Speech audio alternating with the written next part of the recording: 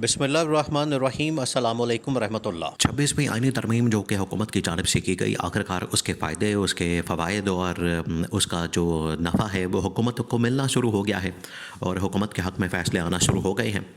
जो अपनी मर्ज़ी चाहते थे, अपनी मर्ज़ी के जजेस ला के, अपनी मर्ज़ी के बेंच बना के, अपनी मर्ज़ी के मुकदमात उनके सामने लगा के, जो ये मकसद हासिल करना चाहते थे 26वीं आईनी तरमीम, ऐसे ही तो इमरान खान ने नहीं कहा। ऐसे तो इमरान खान ने इसका प्रबात की। इमरान खान को पता है कि 26वीं आईनी तरमीम का ख़ात्मा कितना ज़रूरी है, और अगर पाकिस्तान में 26वीं आईनी तरमीम के मुताबिक सिस्टम को चलाया जाता है तो ये तो मुल्क के अंदर एक फ़स्तायत का निज़ाम कायम करने के मुतरादिफ़ है, यज़ीदियत का निज़ाम या मलूकियत का निज़ाम कायम करने के मुतरादिफ़ है।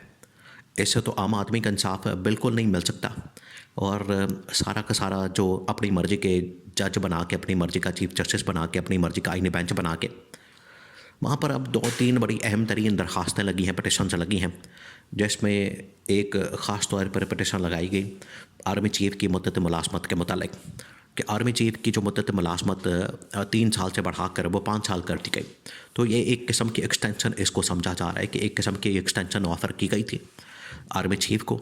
जिस तरीके से अपनी मर्ज़ी के जजेस लगाए गए हैं, अपनी मर्ज़ी के जज आईनी बेंच के अंदर बैठाए गए हैं, बिल्कुल उसी तरीके से इन्होंने क्या किया है कि आर्मी चीफ़ की एक्सटेंशन कर दी है। आर्मी चीफ़ की जो मुद्दत मुलाज़मत है उसके अंदर 2 साल की तोसी कर दी, तो ये 5 साल कर दी। और तमाम के तमाम सर्विसेज चीफ़ की, तमाम के तमाम जो फोर्सेस हैं उनके चीफ़ की, जिसमें नेवल चीफ़ भी शामिल है, जिसमें एयर फोर्स भी शामिल है और इसमें आर्मी चीफ़ भी शामिल है, तीनों की जो मुद्दत मुलाज़मत है उनको बढ़ा दिया गया। अब इसको चैलेंज कर दिया गया सुप्रीम कोर्ट पाकिस्तान के अंदर, जो सबसे बड़ा इदारा है, सबसे बड़ा इस वक्त इंसाफ का एक प्लेटफॉर्म है, फोरम है।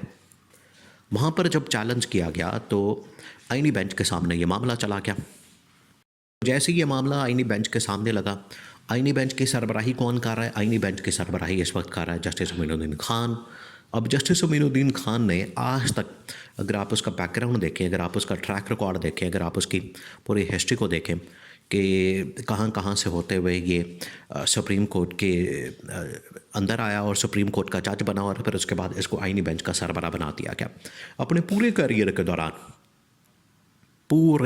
के दौरान जस्टिस अमीनुद्दीन खान ने एक मर्तबा भी किसी आईनी मामले के मुतालिक केस नहीं सुना।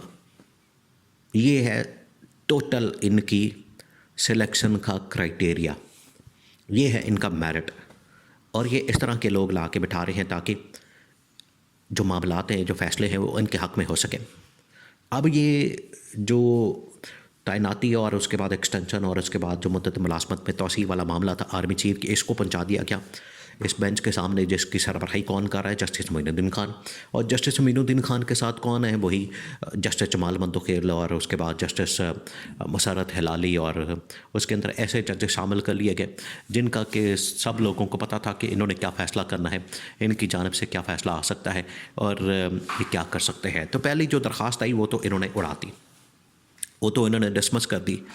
और आर्मी चीफ़ की तैनाती को जिस तरीके से चैलेंज किया गया, आर्मी चीफ़ की तैनाती को, उनके एक्सटेंशन को जो 5 साल कर दी गई थी उसको जो चैलेंज किया गया, वो तो तैनाती अब लीगल हो चुकी है, और वहाँ पर तो इस दरख्वास्त को उड़ा दिया गया।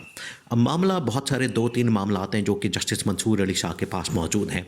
अब जस्टिस मंसूर अली शाह जो कि अभी भी उस कमेटी का हिस्सा हैं, जो जजेस कमेटी बनाई गई है सुप्रीम कोर्ट के अंदर काम करती है, अभी भी जस्टिस मंसूर अली शाह ऐसी पोजीशन के अंदर मौजूद हैं कि वो किसी वक्त भी सुप्रीम कोर्ट के अंदर और जो अहम तरीन मुकदमात और अहम तरीन बेंचेस बनते हैं उसमें अपना रोल प्ले कर सकते हैं किसी वक्त भी, और उनके हाथ के अंदर आज भी ये पावर मौजूद है, उनके पास ये अथॉरिटी मौजूद है, और उनके पास कुछ ऐसे मुकदमात हैं जो कि हुकूमत को उड़ा सकते हैं और हुकूमत की छुट्टी करा सकते हैं। और वो 2-3 मुकदमात कौन से हैं? देखिए, अभी तो ये सारे मामलात जा रहे हैं आईनी बेंच के सामने, और जस्टिस मंसूर अली शाह ने पहले बता दिया था कि ये ज़रूरी नहीं है कि जो भी फ़ैसला मुकदमा आएगा, जो भी केस आएगा, उसको ये आईनी बेंच को रेफ़र कर दिया जाएगा। आईनी बेंच को रेफ़र करने से पहले अगर ये मंसूर अली शाह के पास आ जाता है, मुनीब अख्तर के पास आ जाता है, जस्टिस अतर मिनल्ला के पास आ जाता है, या फिर जस्टिस आयशा मलिक के पास आ जाता है। ये वो जजेस हैं जो आइन और कानून के मुताबिक चलने वाले जजेस हैं। फिर इनको रोकना नामुमकिन हो जाना। फिर ये अपनी मर्ज़ी के मुताबिक मेरिट के ऊपर, इंसाफ के ऊपर फ़ैसले करेंगे और इनको फिर कोई नहीं रोक सकेगा। इनको ये फिर हर हाल में ये इंसाफ का जो बोलबाला है वो करेंगे।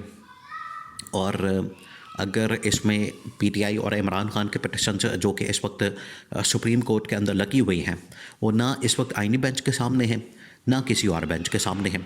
उसमें 3-4 बड़ी बड़ी पिटिशन्स हैं। उसमें एक तो पिटिशन है इस वक्त 8 फरवरी 2024 के इंतखाबात के मतलब, उसकी तहकीकात के मतलब, उसके ऑडिट के मतलब, जिसको कि बार बार डिले किया जाता है, बार बार उसको लेट किया जाता है, उसकी तहकीकात नहीं होने दी जाती। फिर उसके बाद मखसूस नशिस्तों का मामला है।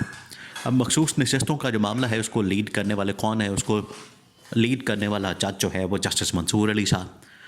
उन्होंने ये फ़ैसला किया, वही उसके राइटर हैं, ऑथर हैं। और आज तक उसके फ़ैसले के ऊपर अमल दरामद नहीं हुआ। आज तक उसको टाला गया, आज तक उसको डिले किया गया, आज तक उसके ऊपर इम्प्लीमेंटेशन नहीं हो सके। क्यों?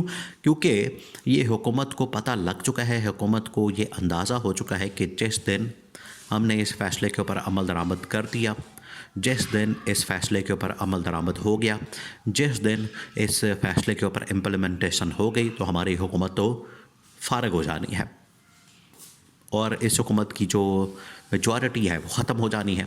क्योंकि वहाँ से 30-35 सीटें जो हैं वो निकल के फिर पीटीआई के पास आ जानी है और पीटीआई नंबर गेम में फिर हुकूमत से भी आगे चली जाएगी। हालांकि अभी भी पैरेलल इस वक्त बराबर नंबर गेम है इनका, पीटीआई का और नून लीग का। नून लीग क्योंकि मेजॉरिटी पार्टी है, नून लीग को मेजॉरिटी पार्टी बनाया गया है। हालांकि डिमांड तो उनकी जानिब से की गई थी सिंपल मेजॉरिटी की, इनको फिर भी चले। ये तो टोटल सिंपल मेजॉरिटी क्या, टोटल इनकी सीटें निकलनी थी 5 या 10, मैक्सिमम 15 निकलनी थी। इनको तो फिर 115 के करीब घसीट घसूट के लाया गया कि 115 आपको सीटें निकाल कर दें, जिसमें मखसूस नशिस्तें भी डालेंगी ज़ोर ज़बरदस्ती। 80 जो है वो जनरल निकाल के, तो फिर उसके बाद 20-25 उनके अंदर दूसरी मखसूस नशिस्तें दी गई। फिर पकड़ दकड़ करके तो इनको बंदे पूरे करके 2/3 मेजॉरिटी बना के तो तरमीम करवाई गई, वरना इनके पास तो ये नंबर गेम पूरा ही नहीं था। तो मंसूर अली शाह के हाथ में अभी भी ये वाला कार्ड मौजूद है। मंसूर अली शाह किसी वक्त भी जो मखसूस नशिस्तों का फ़ैसला है उसके ऊपर अमल दरामद करने के लिए उस केस को टेकअप कर सकते हैं, और ये ज़रूरी नहीं कि आईनी बेंच के सामने ही मामला जाए। और इमरान खान ने कह दिया था कि इसकी वजह से हमें 26वीं आईनी तरमीम के ऊपर शदीद तरीन तहफ़्फ़ुज़ात हैं।